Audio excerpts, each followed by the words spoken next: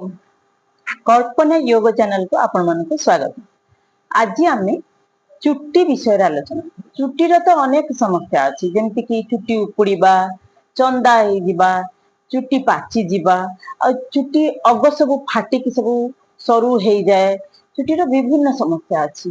कहा तो चुट्टी एते छोट पतला होता है जन जन कहार चुट्टी एते झड़ी जाए जे बाहर को बाहर लाज लगे से माने बाध्य होइकि मुंडे नकली चुट्टी लगाती। चुट्टी तो बहुत समस्या। आसतु आज चुट्टी ऊपर आलोचना करबा। आग आम चुट्टी पई कोन प्राणायाम देखिबा। चुट्टी पई प्रथम प्राणायाम अनुलोम विलोम, भस्त्रिका, कपालभाति, उद्गीत, भ्रामरी। ए प्राणायाम को आमे चुट्टी पाई करि परिबा। मन विचलित रहिले, मन अस्थिर रहिले, मुंडरे टेंशन बहुत रहिले मध्य चुट्टी उपड़ी थाए। ता पई आमे उद्गीत आउ भामरी करिबा जहा द्वारा कि मन शांत रहिबो। अनुलोम विलोम अधिक करिबा द्वारा मुंड को अधिक ऑक्सीजन मिली थाए, चुट्टी मूल को अधिक ऑक्सीजन मिली थाए। ता मध्य दरकार निहाती। आउ कपालभाति कले डाइजेशन सिस्टम ठीक रहे। डाइजेशन सिस्टम ठीक न रहले मध्य अधिक पित्त एसिडिटी हेले मध्य चुट्टी उपड़ी जाय थाए, चुट्टी पाची जाय थाए। तेणु हमको यही सब प्राणायाम उपर विशेष ध्यान देबाको पड़िबो। मु तो आपनको बहुत बारंबार शिखेइछि अनुलोम विलोम केमती करा जिवो। भलो चुट्टी पाई ना आमको शीर्षासन निहाती दरकार। शीर्षासन कले चुट्टी मूल को ब्लड सर्कुलेशन भल से हेई थाए। जो माने शीर्षासन करि परिबे नहीं से माने सर्वांगासन मध्य करि परिबे। शीर्षासन और सर्वांगासन कले एई दुईटी आसन चुट्टी पाई बहुत उपकारी अटे, बहुत लाभदायक अटे।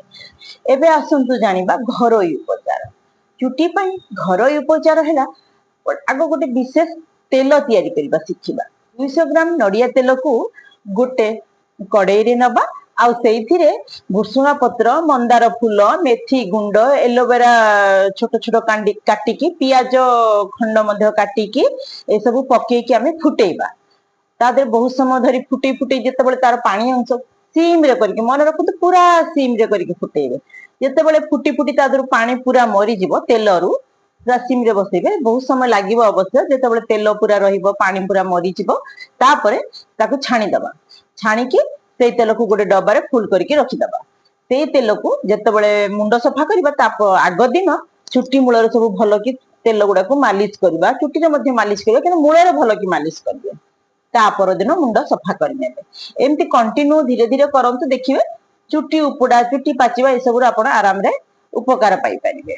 आ हम चुट्टी पाई किछि जूस मध्य पीबा जेमति कि लाउ आउ अळा जूस। लाउ आउ अळा जूस प्रत्येक दिन पीले चुट्टीर समस्या मध्य दूर होई थाए। चुट्टी पाचिबा, चुट्टी झड़ीबा ए सब समस्या रु हमको मुक्ति मिली थाए।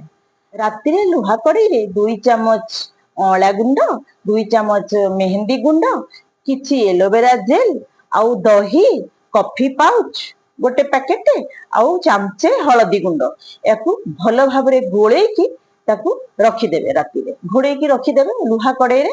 सकाळे से पेस्ट रे किछि नड़िया तेल देकी मूल चुट्टी मूल रे सब भलो भाबे मालिश करबा। आ 2-3 घंटा पर चुट्टीटा सुखी गला परे ताकू भलो भाबे धोई देबा। तादर मध्य चुट्टीर समस्या बहुत दूर होई थाए। चुट्टी पई कोन आयुर्वेदिक उपचार अछि जानिबा। आयुर्वेदिक रे आमे केश कांति तेल, पतंजलि केश कांति तेल को आनिकी मुंड रे चुट्टी मूल रे मालिश करि परिबा जा द्वारा कि चंदापणारू मुक्ति पाइबा। धीरे धीरे ए सब करिबा आपण सिखंतु।